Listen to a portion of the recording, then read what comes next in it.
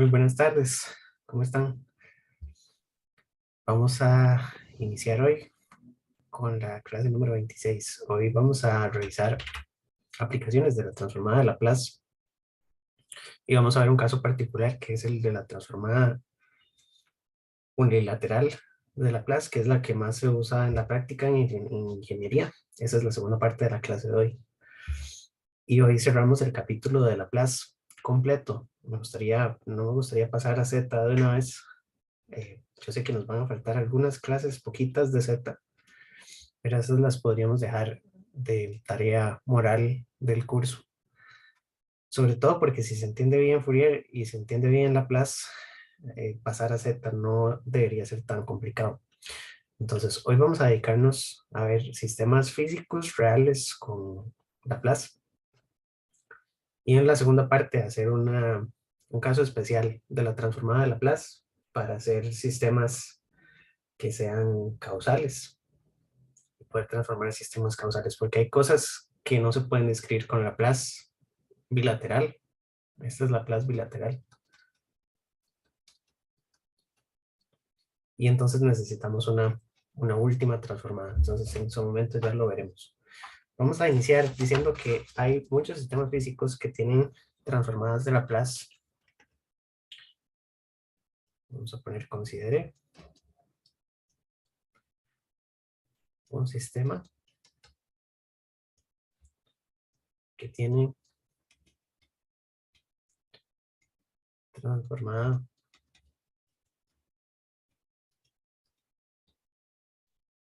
de Laplace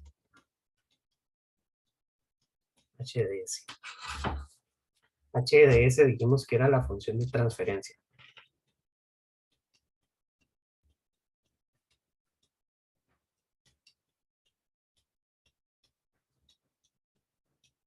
Y entonces el sistema lo que hace es que toma lo que tenga en la entrada.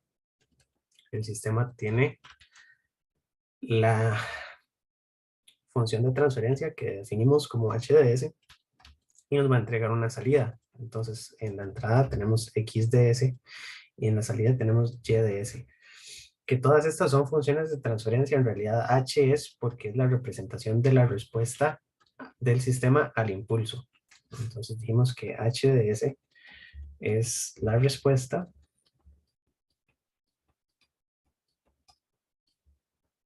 al impulso. Y habíamos dicho en unas de las clases anteriores para Fourier también que si uno le aplica un impulso y puede medir la respuesta al impulso, puede obtener la función de transferencia y esa función de transferencia aplica para cualquier tipo de señal de entrada y cualquier tipo de salida. Entonces es deseable obtener h de s. H de s puede ser una función polinomial y generalmente van a tener la forma 1 sobre, y aquí vamos a tener s cuadrado más 2 alfa s más beta. Entonces, esta es una forma genérica. Obviamente, hay sistemas de sistemas y pueden tener dos polos, tres polos, un solo polo. Pueden tener varios ceros. En este caso, el sistema no tiene ceros. Pero siempre dijimos que íbamos a querer completar los ceros y los polos de una función. Entonces, h de s en sistemas físicos que uno puede encontrar en la realidad es un numerador, un polinomio, entre un denominador. Y generalmente las funciones son funciones propias. Entonces dijimos función propia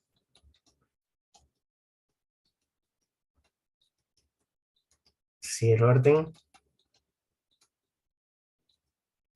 de ds es mayor que el de ns. Quiere decir entonces que tiene más polos que ceros. Y la mayoría de sistemas físicos son así. Dijimos también que íbamos a completarlos. Entonces, en este caso tenemos dos polos. Hay que ver en dónde están ubicados para la función de transferencia genérica. El sistema tendría dos ceros ubicados en infinito, porque si ese tiende a infinito, la ecuación se hace cero, ¿verdad? Entonces, los que no están explícitos, podemos considerar que están en infinito. Y entonces, los ceros de esta función están en infinito. Ahora bien, dijimos que en el dominio del tiempo, solo para hacer aquí un paréntesis, Todo esto es muy bonito en Laplace, pero en el dominio del tiempo lo que sabemos es que, bueno, en la frecuencia tenemos que y de s es igual a x de s por, voy a ponerle solo un puntito, por h de s. Esto es en frecuencia, entonces el puntito va relleno y este es el operador. En el dominio del tiempo, y de t, aquí es igual a x de t, y tengo un operador especial que se llama la convolución. Convolución h de t. Entonces, en el dominio del tiempo, si ya yo conozco cuál es la función de transferencia del sistema, lo que necesito es, bueno, puedo hacer todas las operaciones con Laplace y hacer la multiplicación en Laplace y después transformar el espectro al revés, hacer la transformada inversa, que la vimos en un pedacito de la clase pasada. O puedo calcular las transformadas inversas de cada cosa por separado, es decir, la función original la tengo en el tiempo, tengo la transformada inversa de la función de transferencia y hago la operación convolución. Ahora ustedes me van a decir, la convolución es muy difícil. La cuestión es que, porque teníamos, es una integral, ¿se acuerdan que la integral de convolución eh, era un poco complicada? Ustedes pueden abrir Octave o MATLAB y hay que instalarle un paquete que se llama el paquete simbólico. Aquí uno pone package load symbolic. Este ya lo tengo instalado. Si están en Windows, posiblemente la versión que trae por defecto no sirve, porque el paquete simbólico no es de Octave, es de Octave First. Ya les explico la historia. Entonces, Octave Symbolic es un paquete que es de Octave First. Lo hizo una persona aparte, que es Colin McDonald, y hay que instalárselo a Octave por separado. Y el problema es que necesita, depende del paquete simbólico de Python. Y entonces tiene una pulguilla con los paquetes de Python, el paquete simbólico 1.7 y no sirve. Entonces, la cuestión ya les explico, porque si lo intentan instalar va a ser complicado. Ustedes instalan Octave normal, así como está, y tienen que meterse a esta página y van a descargar el paquete aquí en Download. Eh, bueno, pero este les descarga el de Linux. Un segundo. Hay una página donde uno descarga el Symbolic Bundle, que está en el GitHub. En la parte de releases del GitHub de este señor, vimos que era Colin McDonald, en esta página pueden descargar que dice Symbolic Win Py Bundle. Bajan tienen que guardarlo en alguna parte, tienen que comprimirlo como zip, es mucha vuelta, pero ya voy. La intención es que les va a ayudar para un montón de cosas. Este está en target Z, tienen que descomprimirlo y comprimirlo como zip, porque ya lo he intentado muchas veces. Lo comprimen como zip y después abren Octave y se meten en la carpeta en donde lo tienen, en desktop, por ejemplo, cuando esto ya termina de comprimir.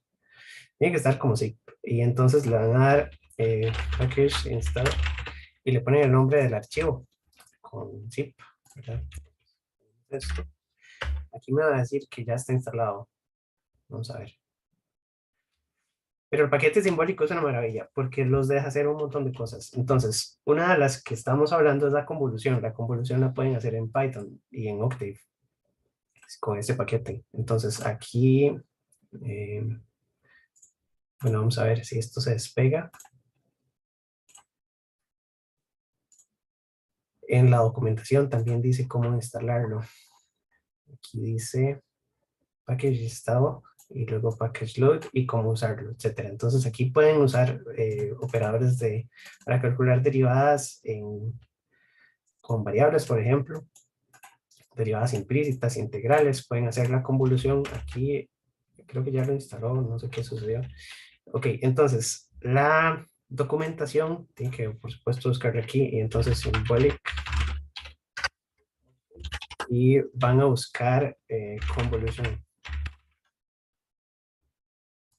Y una lista de funciones. Entonces, la convolución, ya voy, en Octave First se puede buscar. Ya no lo encuentro. Esto tenía un buscador, documentation. La función convolución las deja hacer convoluciones en Octave y entonces no hay que hacerlas a pie. Lo mismo con las transformadas, la transformada de Laplace, etcétera. Entonces, convolución, aquí dice, esto hace la convolución de dos vectores, A y B, y entonces podemos usar esta función para hacer convoluciones de funciones. Entonces, usando programación ya no es tan difícil, ¿verdad? Si ya tenemos una entrada, cualquier entrada, podemos poner una unidad en un periodo o en dos periodos o lo que queramos. Y tenemos la respuesta de Laplace, que es la función de transferencia.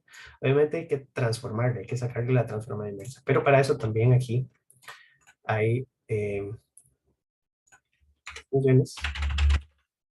Y por ejemplo, la Laplace es parte del paquete simbólico. Entonces tienen transformada directa, transformada inversa de Laplace. Dijimos también que la transformada inversa de Laplace era complicada de hacer porque era una integral compleja. Octave hace las transformadas inversas. Entonces, la transformada directa, bueno, el detalle que tiene es que Octave tiene la transformada unilateral.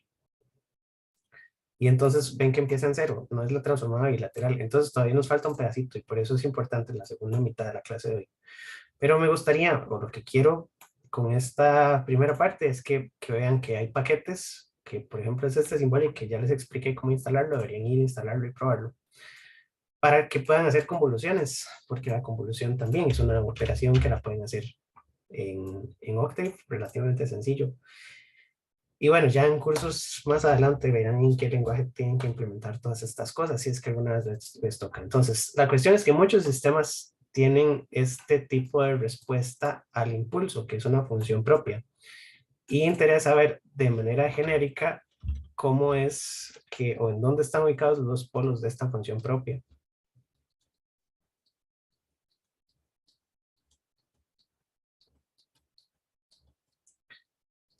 Para ver cómo la manipulamos y cómo podemos sacar conclusiones sobre esta transformada. Lo que interesa es buscarle la transformada inversa, pero obviamente así como está no la puedo sacar, a menos que la meta ahí en Octave.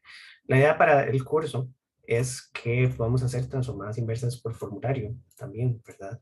Y entonces aquí en el curso, en el formulario, vienen las tablas de las transformadas de Laplace y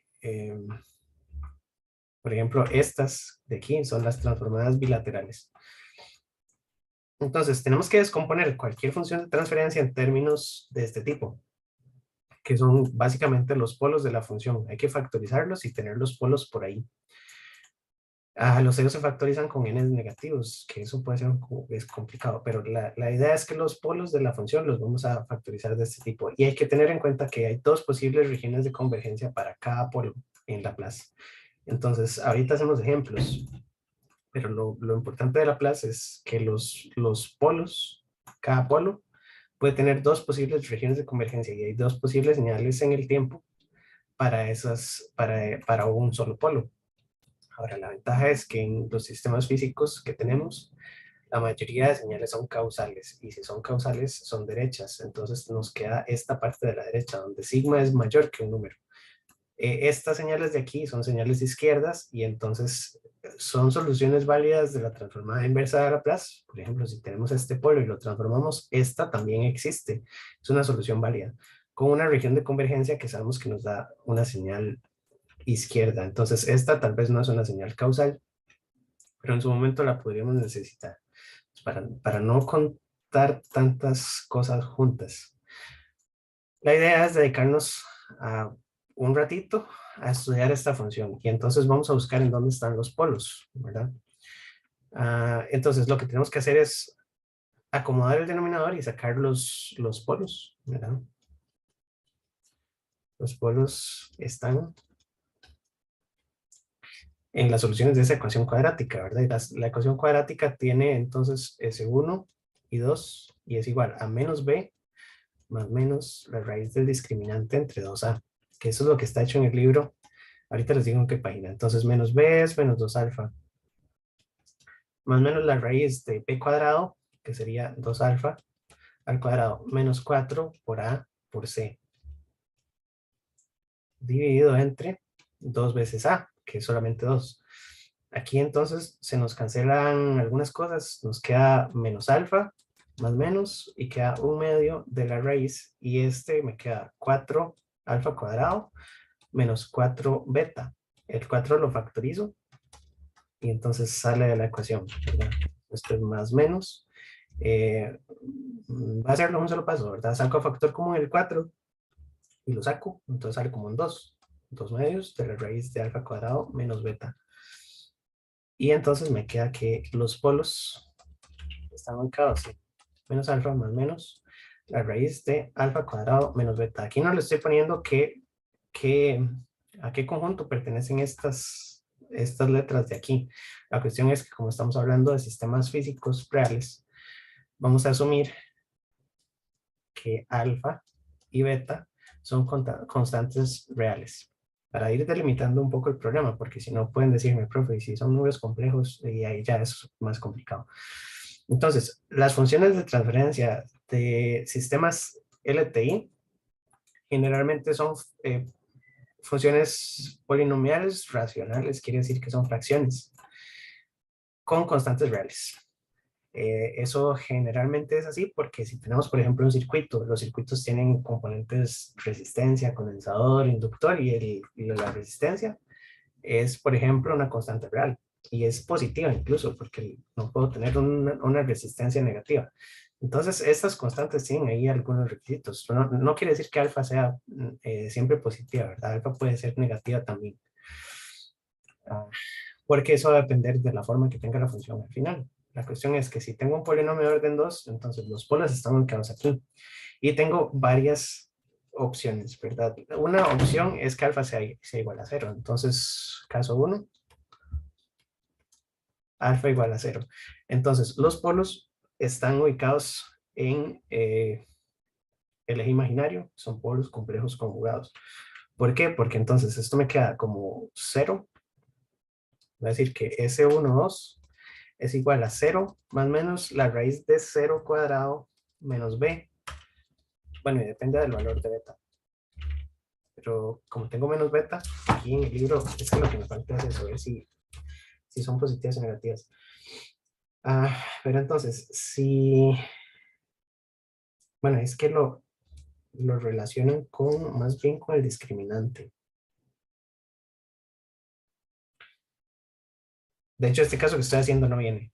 Pero bueno, una posibilidad, ¿verdad? Es que solo tenga ese cuadrado y beta. En cuyo caso, es lo que estoy haciendo, ¿verdad? Los polos van a quedar complejos si beta es positivo. Pero para hacerlo un poco más genérico, entonces vamos a hacerlo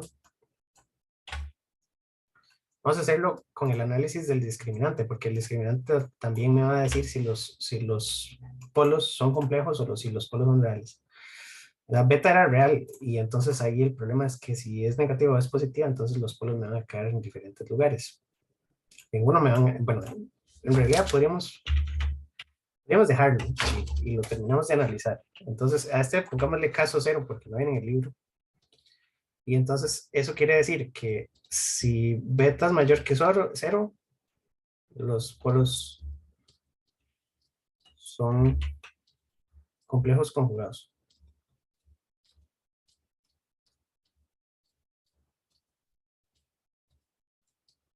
Que entonces me quedaría, si se ven, ¿verdad?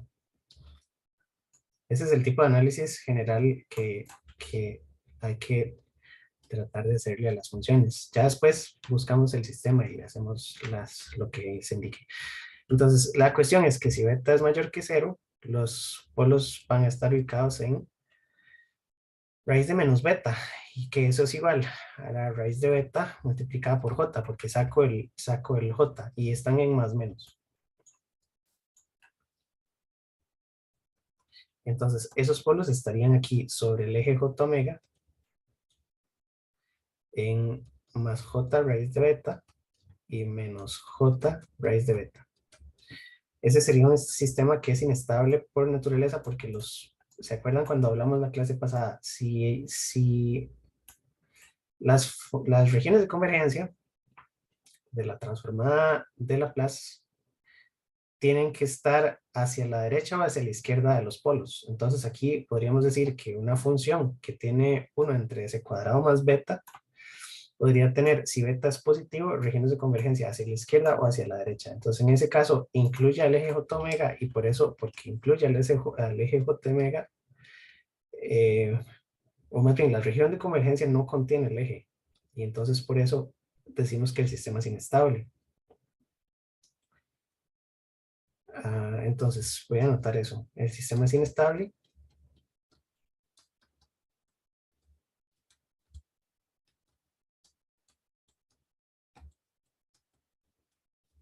porque la región de convergencia no incluye al eje j omega. Entonces, de estabilidad habíamos dicho algunas cosas. Cuando hablamos la clase pasada de estabilidad, o bueno, en la primera parte de sistemas LTI, que fue la clase de Fourier, dijimos que el concepto de estabilidad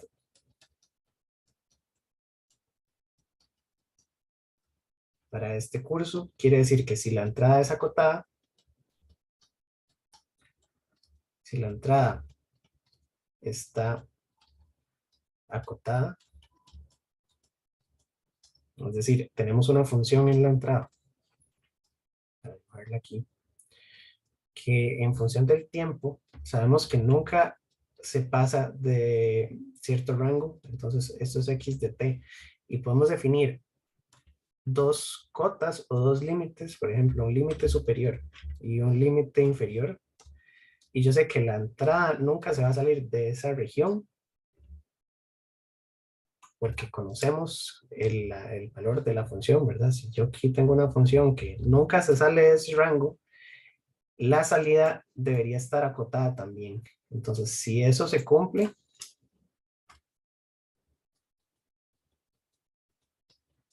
la salida también es acotada. Entonces, no importa, si yo puedo definir dos límites, un límite superior y un límite inferior para la salida, y siempre se cumple que la salida está entre ese rango, me faltaron los paréntesis, no agarro esto sin que se me vayan las letras de arriba, ya que la puedo pegar en otro lado. Si y de t también está acotada, no necesariamente es el mismo intervalo, ¿verdad? Pero si estos dos límites existen, es decir, que yo los puedo calcular o puedo definir que tengo dos límites, entonces el sistema es estable y eso se llama estabilidad vivo, que vamos a ponerlo.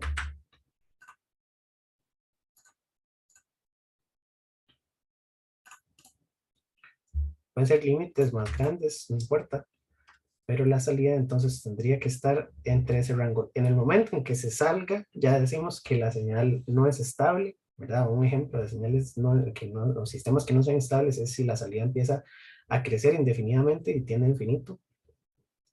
Pero si yo puedo definir límites y esos límites se pueden calcular, entonces la salida o el sistema es acotado. Entonces, esto se llama estabilidad vivo, que significa bounded input, bounded output. Entonces, entrada con límites, entrada limitada y salida limitada. Esto es importante porque cuando vamos a necesitar saber, viendo las funciones de transferencia, cuándo el sistema es estable o no. Y aquí ya nos dimos cuenta, si alfa es igual a 0, el sistema es inestable. Entonces, otros de los casos que sí están en el libro sería el caso número 1. Si el discriminante es igual a 0. Discriminante o determinante, no me acuerdo cómo se llama. Discriminante, creo. Entonces, si el discriminante es igual a 0, lo que quiere decir es que esta parte es 0 y lo que tengo es... bueno, no hice el otro caso. Porque aquí del caso 0, ya casi, no dije qué pasa si beta es negativo. Los polos son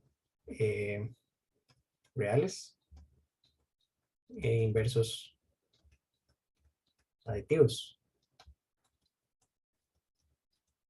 Entonces, S P12 es igual a más menos raíz de beta. Raíz de menos beta, porque este sería un número real, porque beta era negativo, ¿verdad? Y entonces sería más o menos la raíz del absoluto beta. Entonces me queda esta misma figura, pero ahora con los polos horizontalmente distribuidos, ¿verdad? Entonces en lugar de que me queden aquí, ya no son polos complejos conjugados.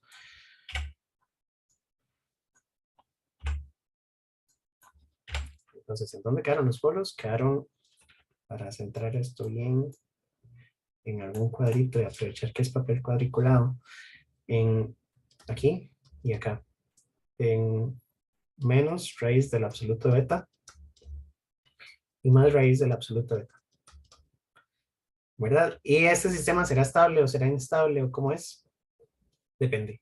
¿Cuáles posibles regiones de convergencia tengo para esta función? Recordemos que es la misma función. Lo que estamos analizando es que h de s se convirtió en 1 sobre s cuadrado más beta. Es una función así de sencilla, ¿verdad? Eh, que entonces, bueno, esta se puede, ya sabemos más o menos cómo queda la forma, pero la idea sería entonces, porque tenemos alfa igual a 0, entonces si alfa es igual a 0 me queda este caso, y las posibles regiones de convergencia no pueden incluir a los polos, entonces las posibilidades son, voy a dibujar aquí líneas verticales, me gustaría mandarlas al fondo ahorita, le doy arrange para que se vea, send to back, send to back, para que se vean los, o esto en realidad se puede acomodar bonito. Las tres posibles regiones de convergencia son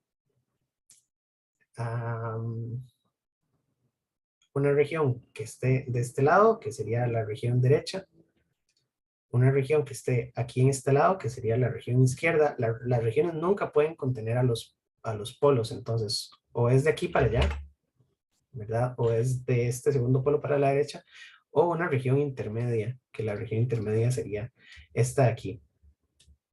Y entonces tendríamos que tomar esta y destransformarla en términos, bueno, lo que tenemos que hacer es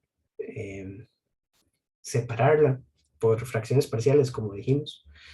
Hay que convertirla en un A, solo que estamos, ¿verdad? Todo parametrizado.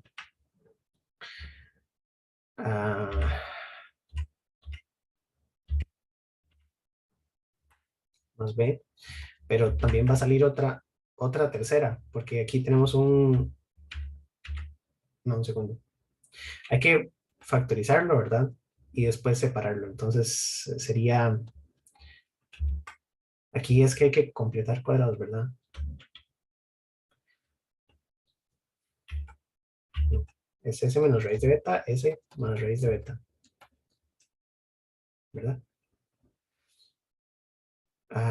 Creo que está bien. Y entonces la descomponemos en fracciones parciales y podemos destransformarla usando, o calcularle la transformada inversa usando el formulario. Las transformadas inversas tienen regiones de convergencia, eso es lo importante. Entonces, si nos vamos al formulario, estos son 1 entre S más A, solo que A es raíz de beta. Y hay uno que es positiva, eso significa que en este A es menos raíz de beta. Cuando las transformamos al dominio del tiempo, las posibilidades son o que sea derecha o que sea izquierda, ¿sí lo ven? ¿Verdad? Entonces, en el dominio del tiempo depende de cuál región de convergencia estamos usando, así nos van a quedar diferentes posibilidades para las funciones aquí, ¿verdad? No es tan fácil como agarrar esto y ya decir, aquí la transformada inversa es esta, sino que tenemos que escoger o fijarnos de qué lado quedan las regiones, y entonces para el caso de la verde, las dos regiones son derechas, ¿verdad? Y acordarnos que es la intersección de las dos regiones. Entonces, la intersección sería la intersección de esta que va de aquí hasta infinito y la segunda es desde aquí hasta infinito, entonces por eso me queda la verde. Entonces, para las dos derechas, transformo esto con las dos derechas, ¿verdad? Que serían estas de aquí y entonces me quedan e a la at por u de t. Y entonces, para la región verde, lo que yo podría decir es que x de t, o en realidad es h, porque lo que estoy haciendo es transformando o transformando inversamente la la función de transferencia. Y entonces me va a quedar, bueno, un A multiplicado por E a la raíz de B, beta, perdón, por dt, más B por una exponencial a la menos raíz de beta, y eso tenía también aquí T, beta T por dt. Entonces son funciones que las dos son derechas porque eh, tienen a T positivo, o sea, las dos eh, tienden hacia infinito perdón, no tienden hacia infinito, pero ¿cómo podemos decirlo? En el dominio del tiempo, la función del lado derecho sigue hasta infinito, ¿verdad? Eso es lo que decíamos de funciones derechas. Del lado izquierdo no son abiertas porque están multiplicadas por UDT. Entonces estas funciones existen a partir de UDT. Y si lo grafican, entonces va a quedar una exponencial creciente, una exponencial decreciente para la otra. Y bueno, la suma de las dos es lo que me da finalmente el resultado. Hay que ver entonces, bueno, graficarla ya bonito. Ok, este caso, como les dije, no está en el libro, pero es interesante porque dijimos, no sé, supusimos que un parámetro podía ser cero. Los que sí están en el libro, tal vez solo para copiarlos y anotarlos aquí, son con los discriminantes. Entonces voy a mover esto aquí un poquito para arriba, solo para que me quepan las márgenes de la página cuando lo exporte. Y entonces vamos a ver los tres posibles casos. Entonces, los casos del libro son, si el discriminante es igual a cero, entonces nos queda que los polos 1, 2 están ubicados en igual, menos b más menos raíz del discriminante, pero dijimos el discriminante es 0, entonces quedan menos b entre 2a. Que para la función que tenemos aquí, lo que nos queda sería menos 2 alfa entre 2 beta, que sería eh,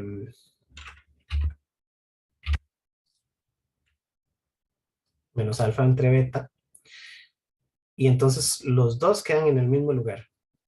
Significa que es un polo de orden 2.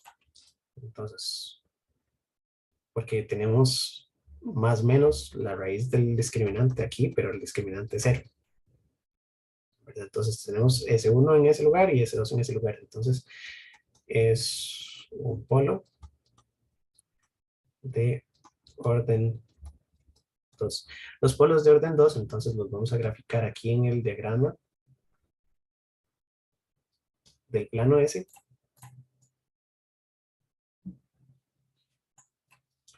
¿Y este en dónde quedaría? Bueno, depende de A y de alfa y de beta. Pero dijimos que los dos pueden ser constantes reales y podríamos suponer que son mayores que 0, solo para hacer el análisis más sencillo. Y entonces me va a quedar ubicado aquí sobre el eje real. Entonces esto sería sigma j omega, este es el plano S, que es el que me dice las regiones de convergencia, y tenemos también dos posibles regiones de convergencia. El polo es de orden 2, entonces eso lo anotamos en el diagrama. Cuando son polos de orden superior a la X le ponemos una marquita arriba que nos dice el orden del polo. Y aquí entonces vamos a ponerle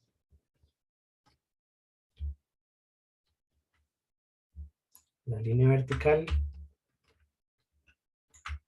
Es que no cabe porque está muy cerca del margen.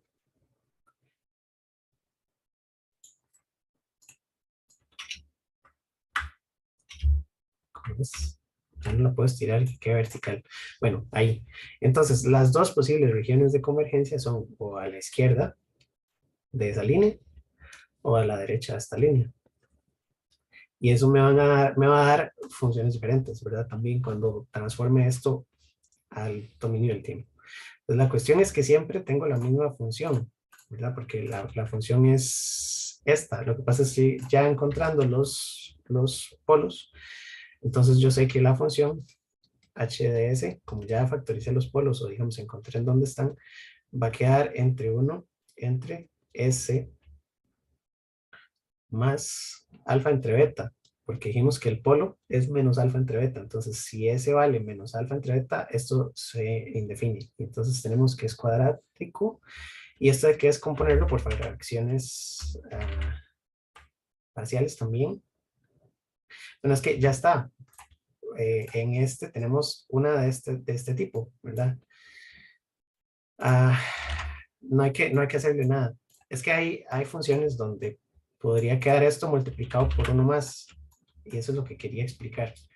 Sí, pero es que no quiero enredar mucho. Si aquí hubiera quedado otro, y digamos queda ese más, no sé, gamma, y quiero descomponer esto en fracciones parciales, lo que no se nos puede olvidar es que las fracciones parciales no es solamente a entre ese alfa beta cuadrado más b entre ese más gamma. Aquí esto está malo,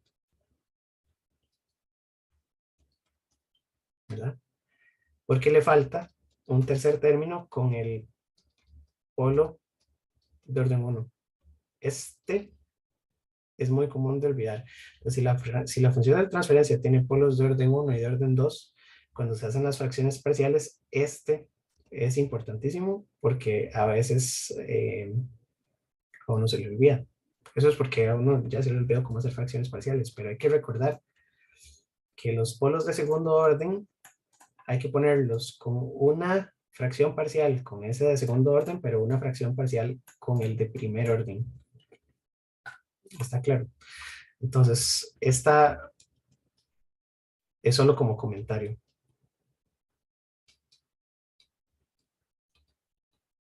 No voy a olvidar que en fracciones parciales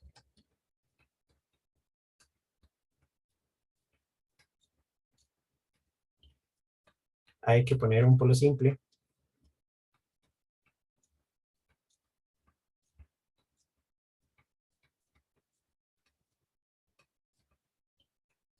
y el doble.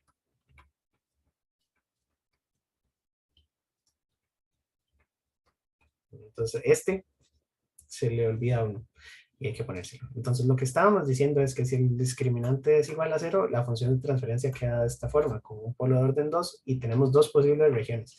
Entonces, las dos posibles transformadas para esto serían en la región, vamos a ponerle así, en la región 2 y aquí en la región 1, que no sé, con azul tal vez, porque en amarillo se va a ver muy raro. En la región número 1 o en la región 2 tendríamos dos posibles representaciones en el tiempo, ¿verdad? Y entonces para transformar esta, ya sin la parte que está en gris, la parte en gris, olvídenla, solo quería explicar eso de fracciones parciales.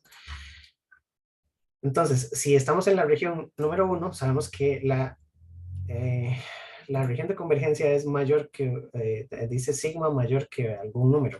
Ese número es, por supuesto, menos alfa entre beta.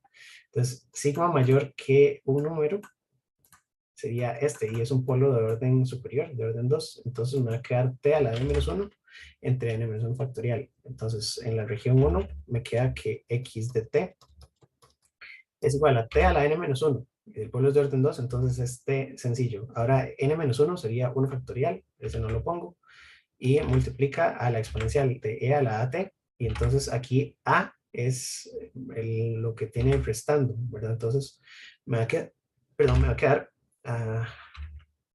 en este caso a es negativo, entonces esto es menos alfa entre beta, multiplicado por t, multiplicado por dt.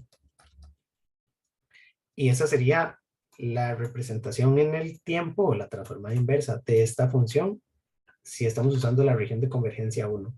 Eso es importante porque les dije que sistemas que son causales generalmente tienen regiones de convergencia a la derecha. Este sistema es causal porque es válido a partir de t igual a 0. La otra que podemos hacer es tomando la otra región de convergencia, que es otra posibilidad. Y entonces nos queda esta que está aquí, que sería menos, la parte de aquí es igual, entonces queda solo t. Y la otra parte es e a la at, que sería igual multiplicado por v menos t. Entonces son funciones muy diferentes porque esta de aquí es una exponencial que es válida para t mayor que 0 y es una exponencial decreciente. Esta función se ve así. Bueno, multiplicada por t, pero el t es la identidad y la estamos escalando, ¿verdad? Por la exponencial. Y pro de t, entonces son 0, es 0 antes de t igual a 0. Mientras que la otra, ¿cómo se ve? La otra se ve en un plano.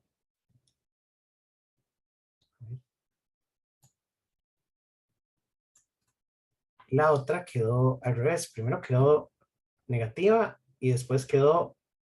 Y aquí me falta u de menos t, que se me hizo el menos t. Yo estoy seguro que lo puse, u de menos t.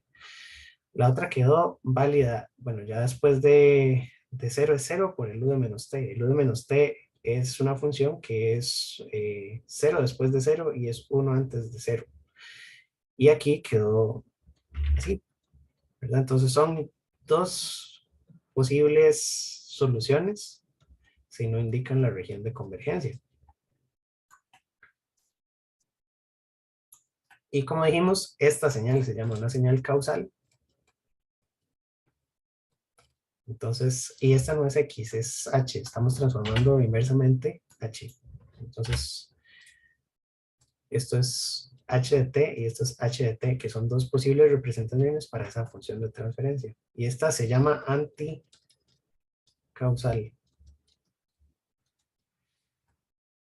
Ya habíamos dicho que era causal, pero en términos sencillos es que un sistema produce salida solamente después de que le aplicamos la entrada. No puede producir nada antes de aplicarle la entrada. Obviamente esta es la respuesta del sistema, pero sabemos que la respuesta al impulso. Entonces, si en la entrada de este sistema hay un impulso, esta es la señal que queda. Esto sería y de t cuando la entrada es un impulso. Y de t cuando la entrada es un impulso es lo mismo que h de t, porque convolucionar en el tiempo que h de t, convolución, un impulso, es h de t. Dijimos que el impulso era el elemento neutro de la operación convolución. Entonces, estas serían ya las respuestas del sistema. Y la mayoría de sistemas físicos son causales. Entonces, la solución anticausal está puesta aquí solo por conveniencia y por consistencia, pero generalmente esta no se toma. Y por eso es que también en la otra parte de la clase vamos a usar la transformada unilateral, porque esta sobra. Esta parte no se puede descartar y listo. Con algunos detalles. Entonces, bueno, ya hicimos con discriminante igual a 0. Si el discriminante es distinto de 0, entonces aquí van a poder pasar varias cosas, depende de lo que tengamos, ¿verdad? Dijimos que las soluciones son estas. Entonces, las soluciones en 1 y en 2 son esto. Y aquí el análisis que se hace, vamos a ver, lo que dice es que si el discriminante es distinto de 0, lo que se puede partir es también si es mayor que 0 o menor que 0, porque esto es menos alfa más menos la raíz del discriminante. Y el discriminante lo vamos a poner por aquí aparte. Ya voy.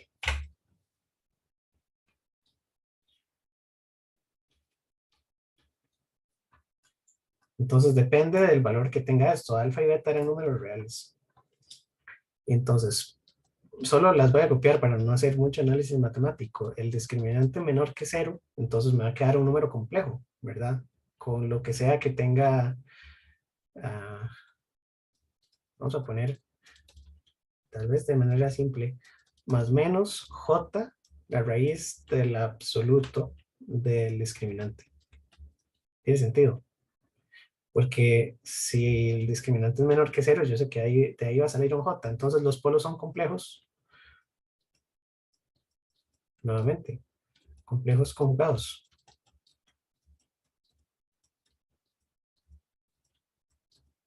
Y entonces en el diagrama, ¿en donde los pongo? Me va a quedar, ya no están sobre el plano j omega, ahora están desplazados. y esa señal sí puede ser un sistema estable. Ya voy a eso. Aquí me va a quedar atravesado, entonces lo voy a correr.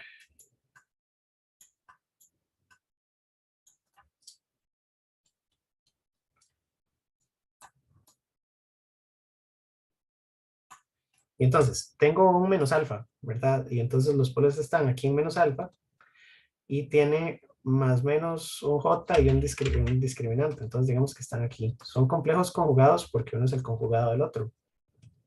Y esta parte que está aquí sería más J raíz de la magnitud del discriminante y este sería menos J raíz de la magnitud del discriminante. Ok, ahora, esto es de las cosas importantes que hay que también aprender a analizar. Las distancias entre los polos, bueno, es que todavía no hemos visto la respuesta en el tiempo, pero ya, bueno, voy a hacer primero esa y después lo comento.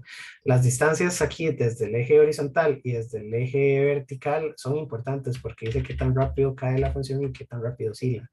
Ya voy a eso.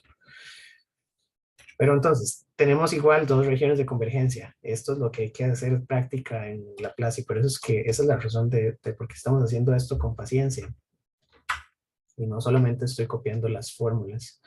Entonces, las dos posibles regiones, para ponerle igual los colores, puede ser entonces la verde, que sería la señal anticausal, dijimos, y esta otra. Esta otra incluye al eje J omega, ¿verdad? Entonces, la región de convergencia 1 es esta, y la región de convergencia 2 es esta. Y entonces, si sacamos la transformada inversa de la función, que dijimos que h de s era 1 entre, y ya tenemos la ubicación de los dos polos, entonces podemos poner s menos, y entonces ponemos menos alfa más j raíz de la magnitud del discriminante, y el otro es s menos voy a ponerle S más porque sabemos que el otro está, no, un segundo, S menos, menos alfa, y este es con menos, J raíz de la magnitud del discriminante del cuadrado, perdón, del discriminante nada más. Aquí no cerré paréntesis, esto también soy muy bueno para dejar paréntesis botados, y aquí vamos a ponerle que es 1 sobre. Esto lo transformamos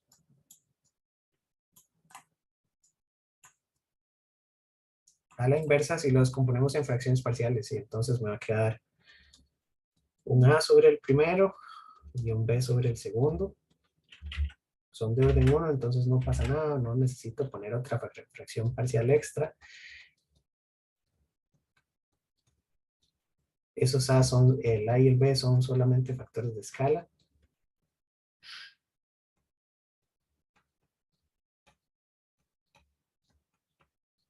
Que un montón de letras. Yo me acuerdo cuando la matemática tenía números, esta ecuación no tiene números. No tengo un solo número en la página, sí, aquí hay algunos.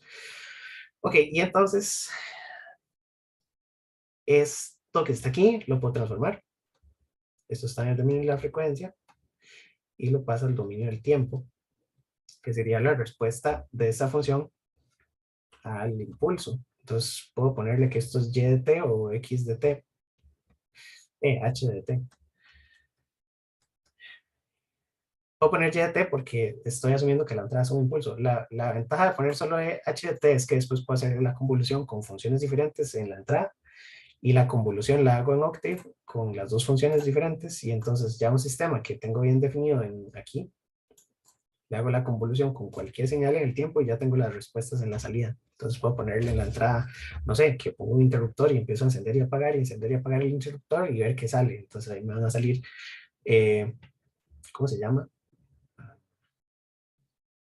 Respuestas que son armónicas, o no sé cómo se tiene el nombre de armónicas, que son variaciones a la entrada. Entonces cuando yo empiezo ahí a encender y apagar la entrada, la salida puedo ver entonces todos los pedacitos ahí oscilatorios. Que eso es lo que vamos a ver. Entonces, esta de aquí la vamos a transformar, igual la transformamos con formulario y de ahí van a salir cosas. Lo que pasa es que ahora los polos son complejos y como las exponenciales son exponenciales complejas. Para no hacer todo este cuento tan largo, si el discriminante era menor que cero, que es el que estamos haciendo,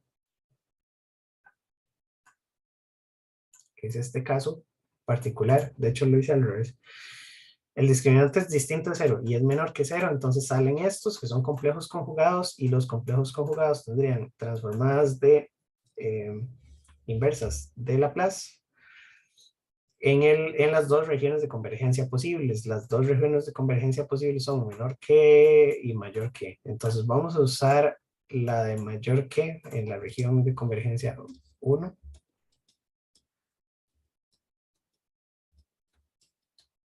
Y no vamos a hacer la otra porque vamos a suponer que la mayoría de señales son causales. Entonces son regiones de convergencia derechas.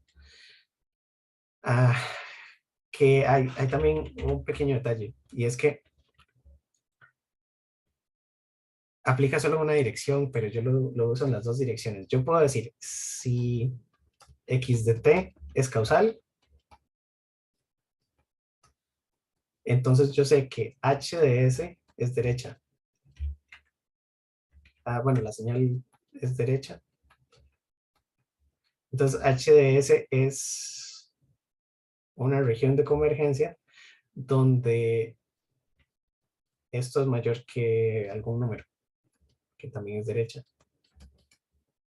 Lo contrario no es cierto, porque la señal puede ser derecha, pero no necesariamente es un sistema causal. Aquí el detalle es que yo no puedo decir, o no puedo decir si el sistema es causal o no, solo viendo la región de convergencia. Entonces, este es el que tiene que quedar aquí en rojo, porque para atrás no siempre son causales. Causal es que sea cero a partir de cero. O sea, sí puedo decir que es derecha y que es derecha, eso te fijo. Pero si la región de convergencia es derecha, la señal va a ser derecha. Pero no puedo decir que sea causal si voy para atrás. Ese es el único cuidado que hay que tener. Ok, entonces para hacer las transformadas, la transformada de esto también serían exponenciales y son exponenciales sin el t multiplicado porque los polos son de 1, ¿verdad? Ya no pasa lo del polo cuadrático que nos sacaba aquí un t. Entonces vamos a hacer solo la región de convergencia 1 porque la 2 vamos a decir que el sistema es causal solo porque la mayoría de sistemas en la práctica son causales, no porque esté omitiéndola o descartándola. En realidad tienen que salir las dos regiones de convergencia. Entonces voy a hacer solo la 1 y vamos a usar el formulario. Y lo que vamos a tomar es entonces esta aquí, ¿verdad? Con ese menos A. Entonces me va a quedar, no, perdón, y es la de la derecha, porque dijimos precisamente eso, que las señales son causales. Entonces el sigma es mayor que un A, quiere decir que la región de convergencia está a la derecha en el plano. Es E a la AT por V de T. Está más fácil, ¿verdad? Es E a la AT, donde A es menos sigma, perdón, menos alfa, más J raíz del absoluto del discriminante, ¿sí? Por de t, ¿verdad? Que es lo que me falta. Más e a la menos alfa menos j raíz del absoluto del discriminante t, u de t. Entonces ya vemos que esta señal ahí tiene puntos para agrupar y descomponer y que por ahí tienen que salir senos y cosenos. Entonces vamos a poner e a la menos alfa t, e a la j raíz del absoluto del discriminante t, u de t. De t. Más otra exponencial que es la misma, que de hecho la puedo sacar a factor común, esa es la intención. Y aquí me queda e a la menos j raíz del absoluto del discriminante t, u de t. Entonces saco factor común, como dije, de menos alfa t y me va a quedar aquí en medio. Bueno, y puedo sacar el u de t también. Y me va a quedar aquí adentro solo la exponencial de j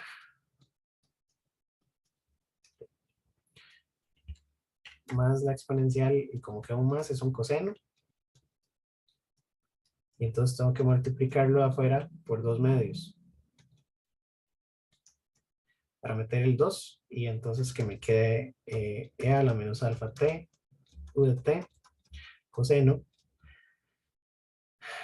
de la raíz del absoluto del discriminante, de la magnitud del discriminante, t. Y ya, todo claro, ¿verdad? Ahora, esto es muy usual y es la razón de por qué estamos haciendo el análisis también a pie. Esto es una exponencial en el tiempo con un coseno, es un coseno atenuado. Entonces, la forma fácil de graficar esto es, bueno, primero que es causal, entonces es solamente la parte de la derecha. Antes de, porque tenemos un UDT, entonces la parte de la izquierda es cero, solo porque salió ese UDT, ¿verdad? El cuidado que hay que tener es, si en una función, aquí arriba tenemos exponenciales o tenemos otras cosas, si las funciones son racionales, sí puedo decir que es causal, eso se me olvidó decir. El detallito que tenemos aquí cuando vemos la función de transferencia es que si vamos para atrás, la señal es causal solo si h de s es racional. Eso también debería apuntarlo. Entonces, si vamos hacia atrás, es que ¿cómo lo puedo escribir? Esta relación la puedo usar en la dirección de arriba abajo sin ningún problema, pero para ir de abajo para arriba puedo hacerlo solo si la función de transferencia es racional, es decir, que está hecha a punta de fracciones y no tiene exponenciales, ¿verdad? Entonces, voy a anotarlo aquí al margen. Vamos a poner aquí, Pablo usa los mantras y entonces tiene una tacita muy vacilona que hace sonido. Entonces aquí vamos a poner, es que no quiero robarme la idea, pero la idea son como leyes o lemas aquí. Vamos a poner lema 1. Entonces, si voy para abajo está bien. Si x de t es causal y es derecha, tiene que ser derecha para que sea causal. Entonces la región de convergencia es derecha. Pero el lema 2 vamos a hacerlo al revés. Si la región de convergencia es derecha, entonces x de t es causal solo si ht, no, x mayúscula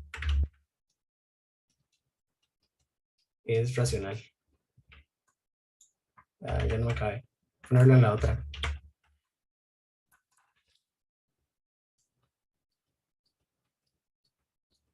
Es decir, está hecho a punta de fracciones, no tiene exponenciales, porque las exponenciales se pueden ver como desfases.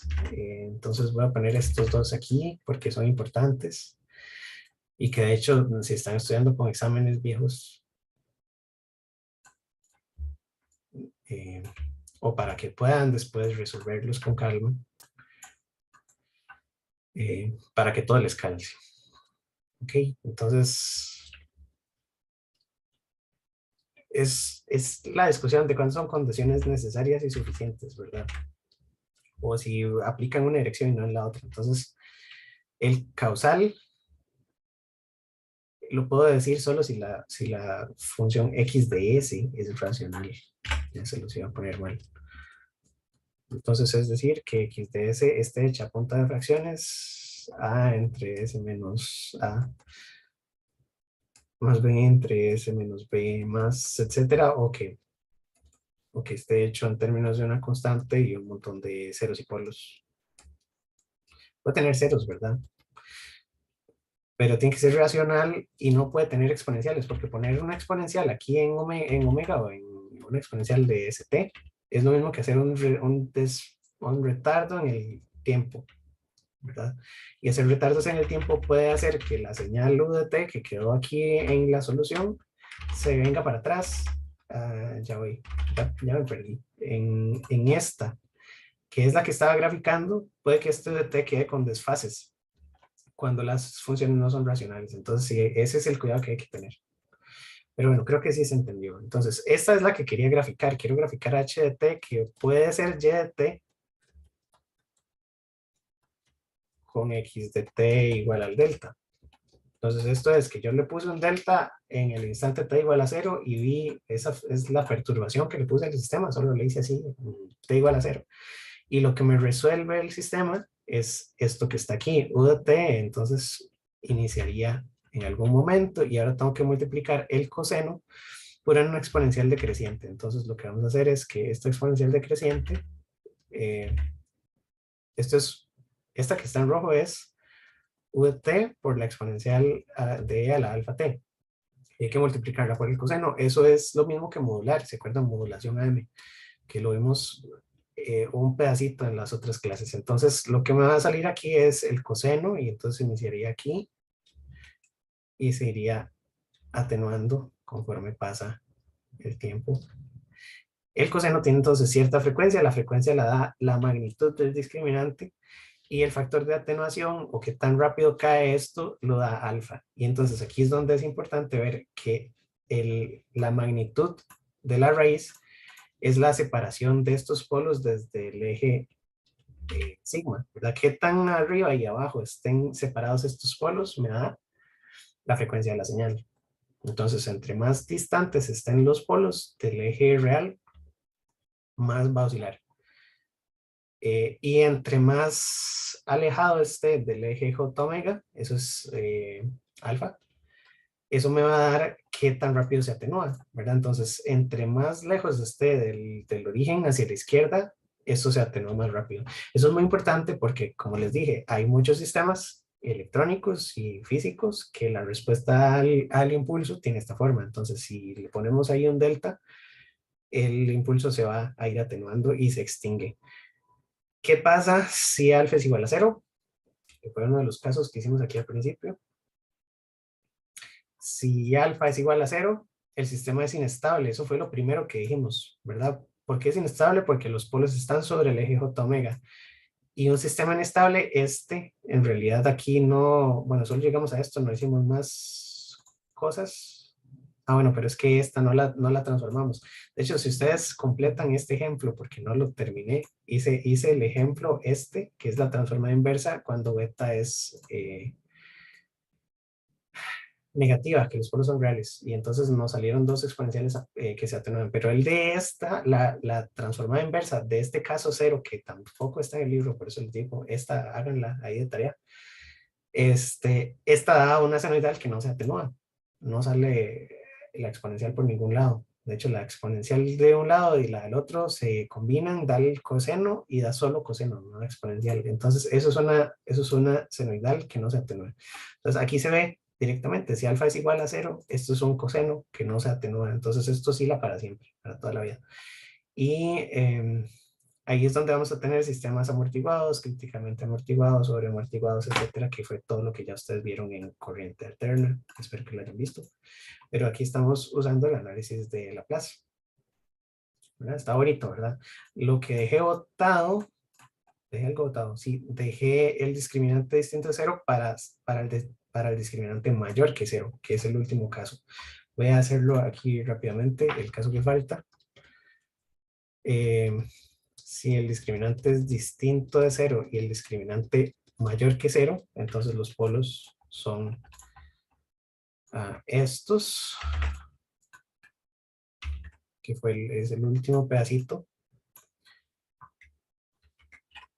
Y esto debería numerarlo, ¿verdad? Entonces voy a ponerle aquí A,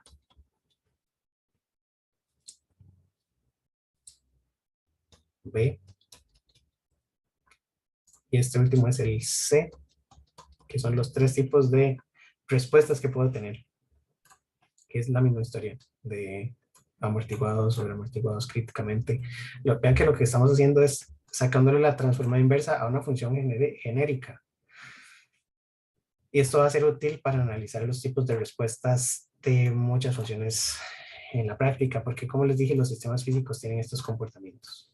Ok, entonces el último que nos queda es cuando, bueno, alfa es positivo y entonces los polos son reales y están en alguna parte, ¿verdad? Pero ambos polos son reales y distintos, que es diferente al primer caso que hicimos, el caso, ¿verdad? Si este es A, B y C, el primer caso que no está en el libro, que fue este pequeñito, es el caso, no sé, no tengo letra para ese, la letra que está antes de la A. Y entonces aquí vamos a ponerle el diagrama. Ah, Ok, y entonces en este caso, la cuestión es que tengo menos alfa. El menos alfa, digamos que está aquí. Y tengo polos a una distancia raíz de delta. Y entonces voy a tener uno por aquí, digamos, y el otro por allá. Y entonces este de aquí está ubicado en menos alfa menos raíz de delta. Y este de aquí está en menos alfa más raíz de delta. Y la distancia que yo tengo, obviamente, es raíz de delta desde aquí hasta aquí. Ya no puedo dejar la raíz de delta. Y desde aquí hasta aquí también, raíz de delta. Sí se entiende, ¿verdad? Ahora, ¿cuáles son las posibles regiones de convergencia? Eso es lo que siempre nos interesa. Hay tres posibles, ¿verdad? Esto siempre se diluye, ¿verdad? Porque tenemos muchos casos especiales.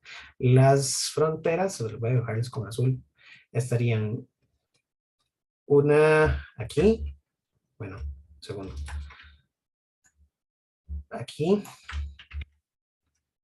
y la otra aquí, precisamente. De hecho, voy a quitarle estas flechas para no contaminar tanto el dibujo. Y le quito esta aquí. Ah, no era esa. Era, ya no, dejémosla así. Ok, entonces, ¿cuáles son las regiones de convergencia? La primera que siempre hemos usado es esta, la amarilla. La segunda es la verde, que está aquí en medio. Y la última es esta morada. Pero esta verde y la morada no nos interesan porque dijimos que el sistema tenía que ser causal. Aunque vean que la región verde sí puede describir sistemas estables también porque contiene al eje J omega. Aquí el problema es que en la otra, en esta, la primera, digamos esta, la región uno, donde las dos señales son derechas, esto describe un sistema inestable.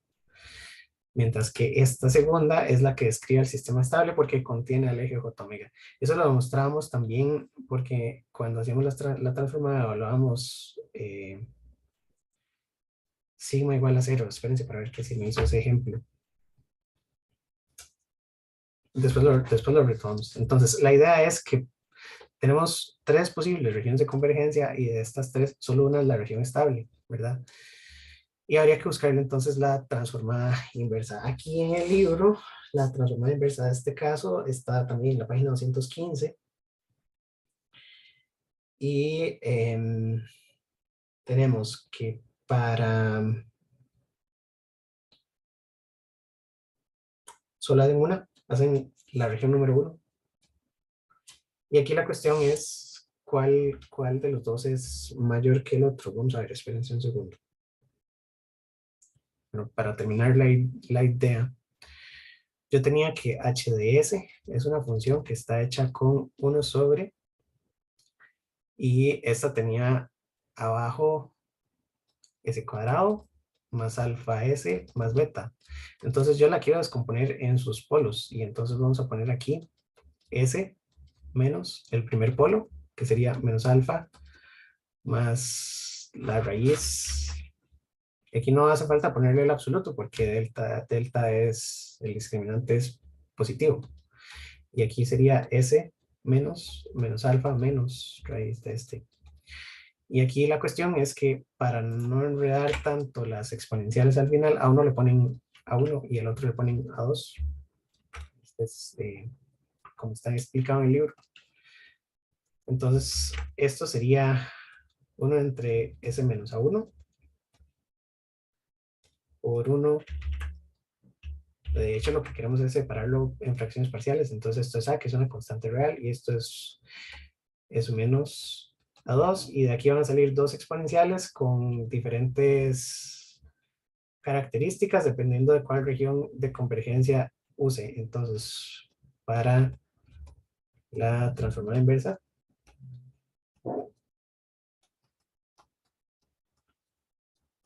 usar las regiones de convergencia.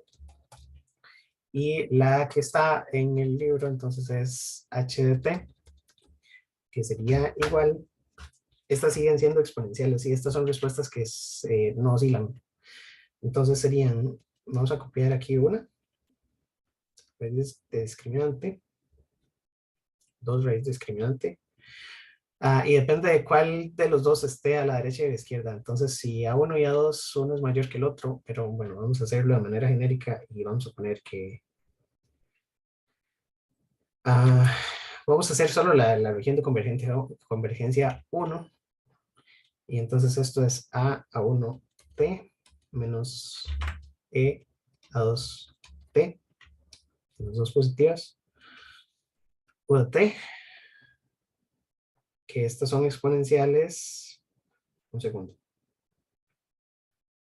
Una puede empezar a crecer y como la otra resta, entonces después va a crecer. Entonces quiere decir que esta empieza a crecer, pero esta después termina el pedacito y termina y la extingue, ¿verdad? Va a haber una que va a sobrepesar a la otra, depende de cuál es mayor que el otro. Entonces en este caso esto es si A2 es mayor que A1.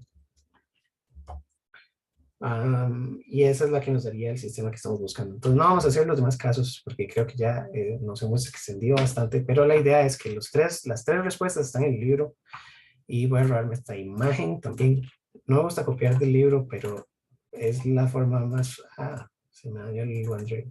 Entonces estoy usando el escritorio.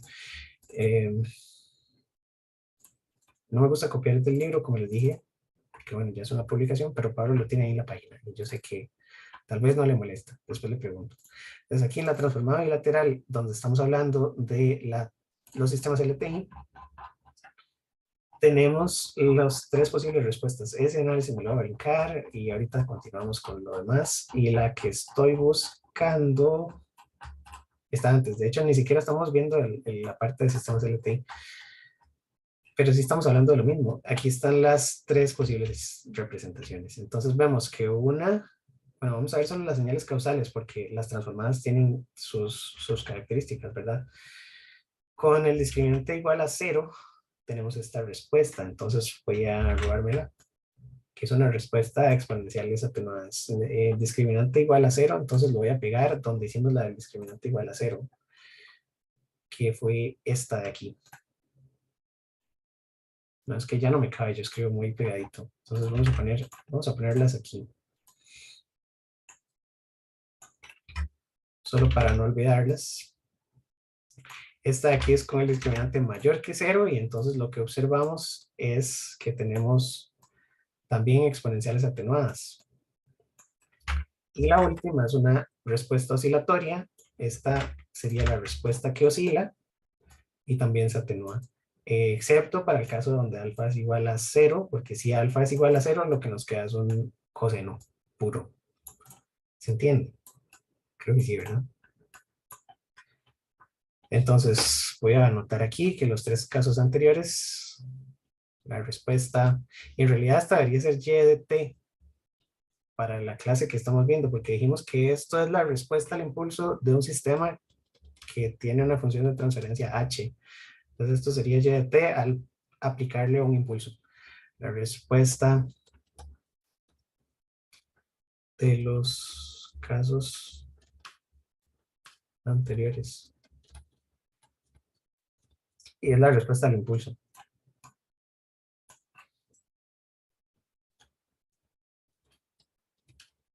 Vamos a ponerlo bonito. La respuesta al impulso x de t igual a delta t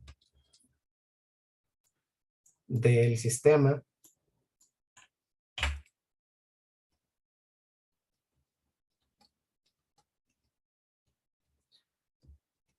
ht, que sería la transformada inversa del HDS que teníamos originalmente, que estaba hecho por polinomios, es la siguiente. Y entonces tenemos también para el A, para el B y para el C, para llevarlo, entonces el delta igual a 0, el discriminante igual a 0 es este. El discriminante, ¿cuál hice primero? Hice el B, que es el discriminante menor, entonces hice primero este, y este sería el C. Listo. Ok, ¿qué monto? Bien, lo que me queda de la clase lo quiero aprovechar para hacer análisis matemático de ecuaciones diferenciales, que les dije que es algo muy útil y es algo muy bonito. Entonces vamos a poner aquí solución de sistemas de ecuaciones diferenciales.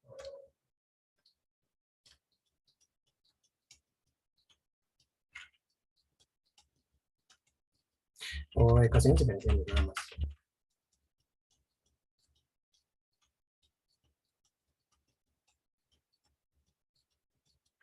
Para esta parte, bueno, podemos ver la que está hecha en el libro, que es en realidad la respuesta de un circuito de RLC. Creo que podemos hacer esa primera y después lo generalizo. Entonces, considere un circuito RLC. Esta parte es relativamente fácil. Entonces tenemos resistencia, inductor, condensador. ¿Esto qué tipo de filtro es? Están ahí, sí me escuchan, ¿verdad? A veces creo que estoy hablando solo. Entonces quiero esto y de t y esto es x de t, que es la entrada. Espero que no se me haya dañado la compu. ¿Están ahí? ¿Alguien que me diga algo? Sí, profe. Ok, pura vida. Ya estaba asustado. Ok, entonces esta de aquí sería el circuito que tengo y lo que quiero hacer es calcular cómo me va la salida a partir de variaciones en la entrada. Podríamos buscarle la respuesta al impulso también o después podemos hacer la respuesta al escalón o la respuesta a diferentes funciones cuando ya usamos la operación de convolución, que esa la podríamos hacer aquí en Octave. El problema es que ustedes ya saben que soy un poquito lento para programar, pero sería bonito. Ok, entonces quiero modelar este circuito a los señales y sistemas, ¿verdad? Que ya es un grado más alto de modelado matemático, ya no estamos en CA. Entonces ya fasores aquí, vamos a hacerlo con fasores, pero ya no es la gracia. Ok, entonces, lo que sabemos es que la corriente en este circuito y la tensión en este circuito van a depender de las leyes físicas de cada uno de los elementos. Entonces, lo que tendríamos que hacer es que calcular, como lo que tengo es una tensión y lo que quiero es la tensión de salida, vamos a definir que Y de T es la tensión de salida medida desde este punto hasta tierra. Son tensiones. Y entonces voy a hacer una ley de tensiones de Kirchhoff, LVK, y entonces me va a quedar que X de T más la tensión de la resistencia, que es I de T por R, más la tensión del inductor. ¿Cómo es la tensión de un inductor? Ya tenemos que saber que la VL de T es L de I de T, ¿verdad? Y para un condensador es al revés. IC de T es C de V de T. Estas son las ecuaciones fundamentales de la capacitancia y la inductancia, ¿se acuerdan, verdad? Entonces, un condensador y una inductancia tienen relaciones inversas, o pueden decir que en el tiempo en la tensión, una es una derivada y la otra es una integral. O al revés, la corriente del condensador, ¿verdad? Ante un cambio muy brusco de tensión, un condensador me da corriente infinita, que eso es lo que dice esta ecuación, básicamente. Mientras que la otra es más suave, ¿verdad? La corriente es la que no puede cambiar drásticamente porque eso nos da cambios muy elevados de tensión. Entonces, estas son las dos ecuaciones.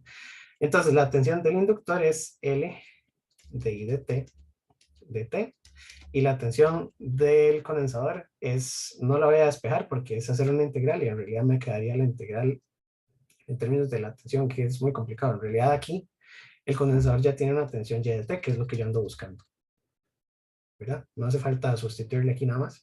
Lo que sí vamos a hacer es que vamos a ir sustituyendo la otra relación más adelante. Entonces, aquí lo que quiero es reemplazar que la corriente del condensador tiene que ser la misma que en todos. Esta la voy a usar para sustituirla aquí y aquí. Y que entonces me quede todo en términos de la tensión del condensador, que dijimos que esto es de Y de T, y aquí es donde se ve la ecuación diferencial. Entonces aquí tenemos que X de T más C, no, perdón, eso es R por Y' de T, bueno, RC C, Y'. Sí. Luego esta es L, C, Y' de T, más Y de T igual a 0. Eso es una ecuación diferencial de orden 1. Y lo que podemos hacer es despejar o pasar que, bueno, vamos a dejarlo así. Ahora lo que quiero es sacarle la transformada de Laplace. En realidad acomodamosla, dejémosla solo X de T de lado. Y el otro lado voy a pasar todos los otros términos. Quedan negativos, ¿por qué? Ah, porque aquí cuando dice la LVK debería poner que esta es la fuente. Y eso es igual a todas las caídas de tensión del otro lado, ¿verdad? Entonces no hace falta otro paso. Esto es así.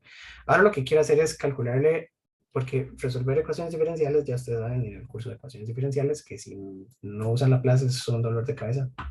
Yo creo que no era tan complicado, pero no recuerdo, ya hace un montón de ecuaciones diferenciales. Entonces, si lo quiero resolver de esta manera, es más fácil calcularle la transformada de Laplace a cada uno de estos pedacitos.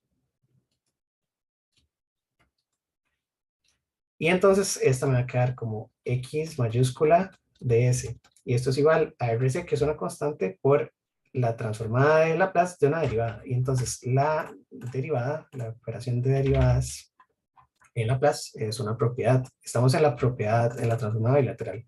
Entonces vamos a tomar la operación de diferenciación, que es esta. Si derivo una vez, esto es multiplicar por S, y la región de convergencia es todo R. Entonces ahí está súper bien, porque no se modifican las regiones de convergencia. Entonces aquí esto me queda por S por Y de S, más LC por S por Y de S, más Y de S. Y aquí puedo factorizar simplemente. Entonces me quité el problema de todas las derivadas y tengo una ecuación algebraica de coeficientes. Bueno, ya esta ecuación es lineal. La de arriba es diferencial, la de abajo es una ecuación lineal. Y entonces lo que tengo es que X de S, esta es la belleza de Laplace. Y de S multiplicado por RCS más LCS más 1. Y entonces aquí puedo encontrar inclusive la función de transferencia HDS, que es igual a la salida del sistema entre la entrada del sistema, que va a quedar 1 entre RCS más LCS más 1. De hecho, espérense un segundo.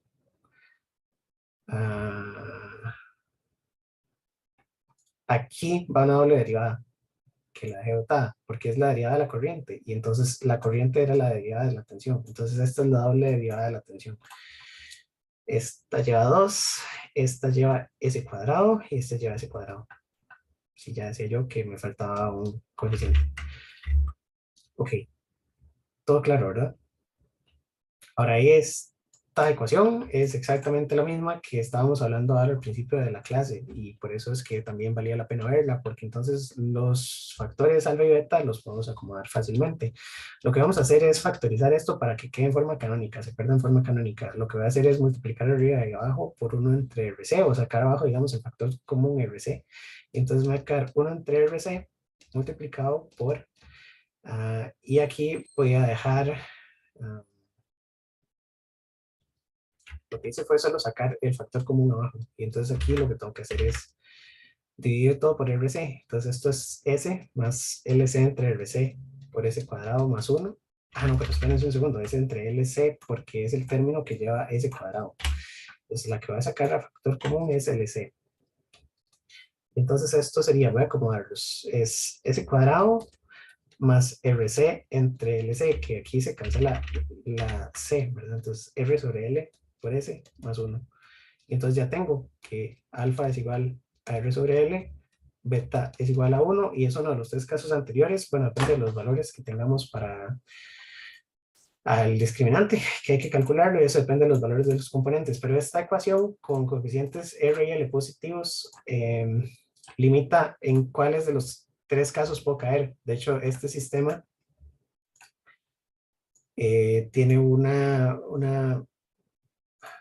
hay casos de estos que no cumplen. De hecho, este sistema siempre va a ser estable porque siempre la respuesta de este circuito se atenúa. Si yo le aplico un delta, la respuesta del circuito muere, ¿verdad? No hay forma de que yo le aplique un delta y el circuito quede oscilando indefinidamente, ¿verdad? Entonces, este sistema sabemos que es estable. Se sabe que es estable. Estable porque tiene, y voy a poner aquí un término que lo vamos a usar más adelante, respuesta finita al impulso. Eso también aplica en tipos de filtro. Esto se llama Finite Impulse Response. Y es un tipo de sistema. Entonces, quiere decir que yo le aplico un impulso y el sistema hace una oscilación, una variación, puede oscilar, puede tener senoidales con, exponenciales atenuadas, pero la respuesta muere y termina siendo cero. Ah, mientras que si el sistema fuera respuesta infinita al impulso, que es el otro tipo de sistema, el IIR, los sistemas de respuesta infinita al impulso, yo toco un botón, le doy un impulso en la entrada y el sistema oscila indefinidamente para toda la vida. Entonces eso sería, por ejemplo, un oscilador o algún otro sistema. Y aquí es donde podemos entender cómo funciona todo esto. Ahora, si ya tengo esta función de transferencia con Laplace, que vean que no costó nada obtenerla porque es mucho más fácil que resolver las ecuaciones, esta ecuación diferencial, que es una ecuación de diferencial de segundo orden, que de hecho aquí me faltó, yo no sé por qué se borró la segunda derivada, ¿verdad? Eh, ya no tengo que resolver por ecuaciones diferenciales clásicas, sino que simplemente con calcular la transformada de Laplace de todas estas cosas, que es trivial porque solamente multiplicar por ese ya me sale aquí. Y entonces esta es la respuesta al impulso. Y ahora si yo tengo otros tipos de señales, ¿verdad? Y si yo quiero hacer la respuesta ante un interruptor de este circuito, le pongo aquí un interruptor en la entrada y le empiezo a encender y a apagar, o le pongo aquí señales senoidales, triangulares, lo que sea, lo que tengo que hacer es una convolución. Y entonces, si x de t es una señal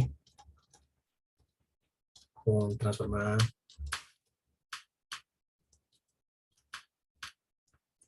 puedo hacer dos cosas.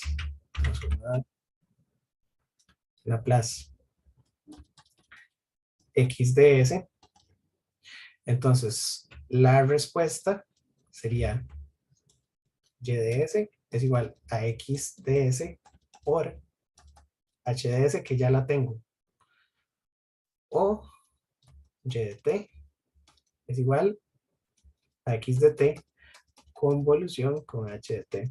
Y esta convolución la puedo hacer en octave relativamente fácil, o la puedo hacer a pie, pero a pie es imposible porque son infinitas integrales. Recuerdan el procedimiento, tenía que invertir la segunda, posicionarla al principio, tenía que variarla con un tau, el tau desde menos infinito hasta infinito, y en cada posición de ese tau tengo que hacer una integral para calcular un punto. Eso lo vimos en la clase de sistemas LTI con Fourier, donde teníamos un applet. Entonces, la convolución de las señales en el tiempo a la respuesta, y esto ya sería un circuito que lo tenemos analizado. Entonces ahí tenemos la solución del circuito y podemos ponerle, como les dije, diferentes señales en la entrada y podemos hacer la respuesta convolucionándola con este. Que me gustaría hacer los ejemplos aquí en Octave, pero creo que no nos da tiempo porque ya nos quedan 10 minutos. Ahora, lo que sí quería hacer es generalizar esto y entonces vamos a poner que en general, si tenemos sistemas, o no son sistemas de ecuaciones diferenciales, es una ecuación diferencial. La ecuación diferencial, en este caso, es una sumatoria de señales de salida multiplicadas por coeficientes y cada uno con sus diferentes derivadas, ¿verdad? Entonces, en este caso, esta es la función sin derivar, esta es la primera derivada porque depende de y de t, y esta es la segunda derivada porque es la derivada de esta de arriba. Entonces, la doble derivada. Entonces, tenemos señal sin derivar, primera derivada y segunda derivada. Vamos a tener n derivadas, y entonces aquí a la derecha podemos tener una sumatoria de derivadas enésimas desde n igual 0 hasta, bueno, hasta algún número. Aquí lo vamos a poner hasta n mayúscula, y en realidad tampoco está con n, está con k. Da igual, es la misma matemática. Entonces vamos a poner coeficientes a sub k multiplicado por las derivadas k'ésimas de una función y de t entre d de t a la k.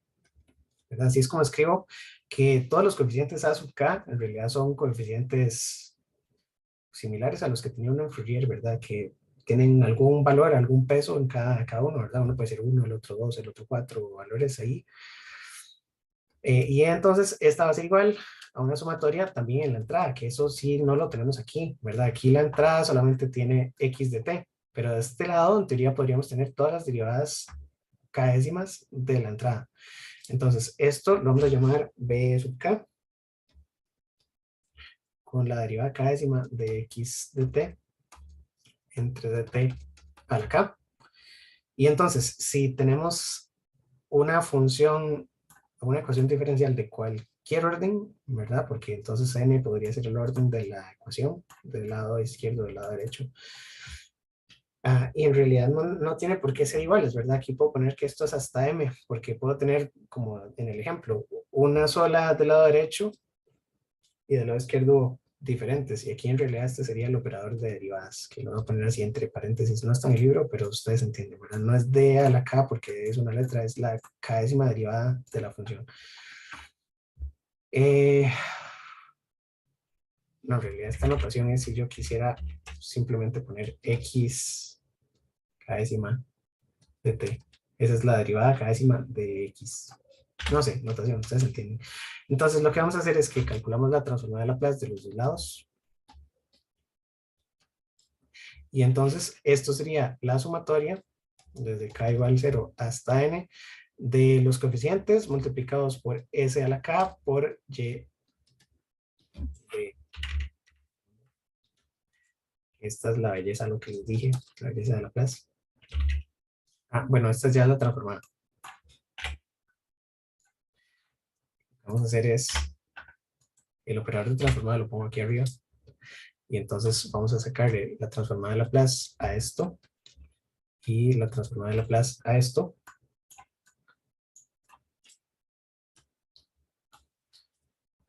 Y entonces me quedan los resultados, que ya esta sería en el dominio de la frecuencia, que es la frecuencia compleja S, que sigue teniendo J omega, pero un coeficiente sigma de atenuación, que fue lo que vimos en la otra clase. Que así es como se entiende más fácil. Y aquí tendríamos todos los B sub K por S a la K por X de S. Entonces resulta que para la sumatoria, las funciones Y y S no tienen términos de K, ¿verdad? Es la misma función siempre. Esa es la ventaja de haber operado con Laplace. Que vean que antes era la k-décima derivada de la función. Ahora es simplemente este término, que es el que lleva los k, y una función que ya no depende de k. Entonces, eso sale, y entonces puedo hacer y de s por la sumatoria desde k igual 0 hasta n, de a sub k por s, s a la k, y es igual a x de s, de la sumatoria desde k igual 0 hasta m, de b sub k por s a la k, y entonces lo que vamos a escribir es la función de transferencia propiamente, que es h de s, que es y de s entre x de s, que es la respuesta de cualquier ecuación diferencial de cualquier orden, y por eso esto es muy poderoso, que siempre va a ser una suma de coeficientes, b sub k por s a la k, que me describen todos los ceros, entre coeficientes a sub k por s a la k, que me describen todos los otros. La cuestión con estos es, sí, un segundo, está bien. Ajá. Y las sumatorias, se me olvidaron. Entonces, sumatoria, k igual 0, la de A era hasta n y la otra es hasta m. Quiere decir que la respuesta de cualquier ecuación diferencial que tengamos en la vida, en la práctica, va a ser una ecuación racional. Son coeficientes racionales, bueno, son ceros y polos, y esto es racional, que en el sentido de que son fracciones de funciones con S. Eso lo vemos muy bonito. Hay una página de internet que me la encontré ahora temprano, sistemas, scripts. ¿Qué es esta? Se llama LibreText. Voy a ver si la encuentro aquí para no enseñar ese PDF. Aplicaciones de las ecuaciones diferenciales de segundo orden. Entonces, en esta página, esto tiene licencia Creative Commons y lo escribía un profesor de la Universidad de MIT y de la Universidad de Wisconsin Stevens Point. Ok, entonces, esta cuestión lo que describe es diferentes sistemas físicos. Si por ejemplo tenemos un resorte, el resorte está en una posición natural L. Al resorte le conectamos una masa y entonces se va a mover y va a quedar en una posición de equilibrio donde tenemos L y ahora un S de desplazamiento. El resorte está un poquito estirado y tenemos una masa. Entonces, en condiciones de equilibrio aquí tenemos una ecuación. Y finalmente, cuando le aplicamos una perturbación, la masa va a subir y bajar. Digamos que jalamos con algún impulso, ¿verdad? La gravedad es la que mantiene esto aquí en equilibrio, porque la fuerza del resorte hacia arriba y la gravedad están en equilibrio en el B. Y en la tercera lo que hicimos es que desplazamos la masa en una distancia X hacia abajo, ¿verdad? Y esa es la condición inicial que hablar de condiciones iniciales, de hecho ahora que me acordé, en ese sistema el condensador no dice, bueno, esta respuesta no dice nada en el tiempo cuando hacemos la convolución de cuál es la la carga inicial que tenía ese condensador y entonces ahí nos está fallando un poquito este método. Por eso es que necesitamos la transformada unilateral, porque la transformada unilateral sí considera las condiciones iniciales, ¿verdad? Aquí en esto no hemos puesto condiciones iniciales en ningún momento y el problema es que tenemos dos respuestas, pero si el sistema parte de equilibrio cero. Pero si el condensador tenía condiciones iniciales, vamos a verlo en la siguiente parte de la clase, que ya me quedan 4 minutos. Entonces, lo que les estaba explicando es que en este tipo de sistemas de resortes, lo que podemos escribir son ecuaciones diferenciales. Y entonces aquí, bueno, ya estas leyes son de física, entonces es otro curso, pero si escribimos una ecuación diferencial en términos de la posición es la variable de entrada y tenemos la segunda derivada de la posición, que sería la aceleración, ¿verdad? Entonces, masa por aceleración por cada X es igual a cero y se escriben las ecuaciones diferenciales, la respuesta es movimiento armónico. Eso es lo que estaba buscando, armónico, ¿verdad? Es movimiento armónico simple. Movimiento armónico simple es una oscilación y si no hay atenuación, que en este resorte no hemos modelado la parte de la atenuación, una vez que jalamos ese resorte, sí la parte toda la vida. Eso es movimiento armónico simple, sin factor de atenuación. Luego tenemos algunos otros ejemplos, como por ejemplo oscilaciones atenuadas. Este es un cilindro neumático y entonces, digamos, ustedes han visto una jeringa de las inyectar, no sé quién ha ido a que lo inyecten. Bueno, ahora que estamos con virus que a todos nos inyectan, cuando ustedes le hacen presión a una jeringa, ustedes sienten cierta resistencia. Y si ustedes sueltan el cilindrito y no han sacado todo el líquido, pues el aire comprimido devuelve un poquito a la jeringa. Entonces, este sistema de un pistón, digamos, con aire comprimido, tiene un modelado matemático que también es interesante. Entonces eso lo hacen con ecuaciones diferenciales. Aquí sale por en algún lugar las, las atenuaciones y entonces sobreamortiguado, respuestas sobreamortiguadas, respuestas críticamente amortiguadas y respuesta subamortiguada, que es el ejemplo que, bueno, en la clase también las tenemos, solo que no les pusimos el nombre. Pero esta es la respuesta subamortiguada, que ya las modelamos porque todos son sistemas de ecuaciones diferenciales.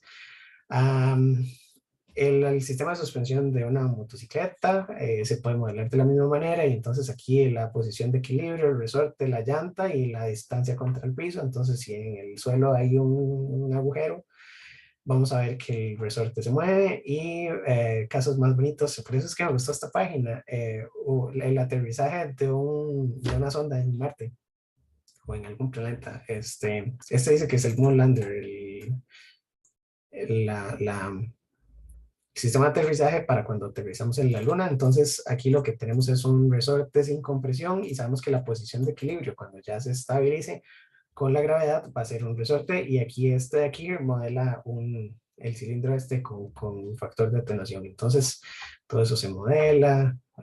Más abajo viene el circuito de RLC que fue el que ya vimos, entonces está con la ecuación diferencial de segundo orden, los valores de los componentes y nos da la solución. Entonces la cuestión es que los sistemas de ecuaciones diferenciales tienen la ventaja con Laplace de que se modelan como funciones racionales. Y dijimos que si la función de Laplace son funciones racionales, aquí tenemos los lemas, las funciones son derechas y van a ser causales, entonces siempre describen sistemas causales.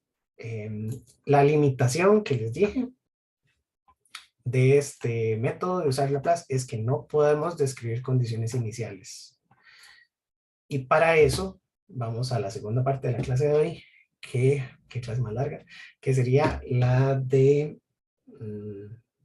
la transformada unilateral de Laplace. Entonces esto es todo por ahorita, nos vemos en 20 minutos.